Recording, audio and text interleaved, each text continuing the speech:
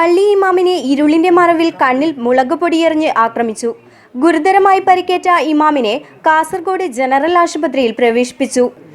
നെല്ലിക്കുന്ന് നൂർ മസ്ജിദ് ഇമാം സുള്ളിയ സ്വദേശി 26-കാരനായ അബ്ദുൽ നാസർ സഖാഫിയെയാണ് ആക്രമിച്ചത്. വ്യാഴാഴ്ച രാത്രി 9 മണിയോടെ നെല്ലിക്കുന്ന് വലിയ പള്ളിക്ക് സമീപത്തെ ക്യാൻറ്റീനിലേക്ക് ഭക്ഷണം കഴിക്കാൻ പോകുന്നതിനിടയിൽ വഴിയിൽ വെച്ചായിരുന്നു ആക്രമം. അബോധാവസ്ഥയിൽ ഇടവഴിയിൽ വീണ് കിടക്കുന്നത് കണ്ട ഇമാമിനെ ഇതുവഴി വന്ന നാട്ടുകാരാണ് ആശുപത്രിയിലെത്തിച്ചത്. വിവരമറിഞ്ഞ് എന്നെ നെല്ലിക്കുന്ന് MLA അടക്കമുള്ളവരും ആശുപത്രിയിലെത്തി. ബൈക്കിലെത്തിയ സംഘമാണ് ആക്രമണം നടത്തിയതെന്നാണ് വിവരം. വിവരമറിഞ്ഞ് പോലീസ് സ്ഥലത്തെത്തി അന്വേഷണം ആരംഭിച്ചിട്ടുണ്ട്. നാട്ടുകാരായ നിരവധി പേരും ആശുപത്രിയിലെത്തിയിട്ടുണ്ട്. ആക്രമിക്കപ്പെടുന്നതിന് 2 ദിവസം മുമ്പ് വാട്സപ്പിൽ വധഭീഷണിയുണ്ടായിരുന്നതായി ഇമാം കാസർഗോഡ് വാർത്തയോട് വെളിപ്പെടുത്തി. ആദരാഞ്ജലികൾ അർപ്പിച്ചുകൊണ്ടുള്ള അറബി സന്ദേശമാണ് ഇമാമിന്റെ വാട്സപ്പിലെത്തിയത്.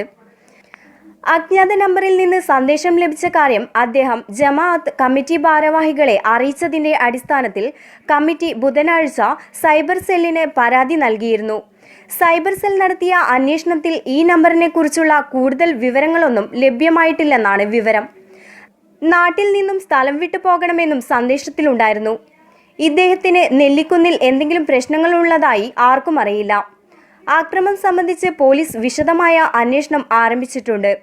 ന്യൂസ് ഡെസ്ക്, കാസർഗോഡ് വാർത്ത.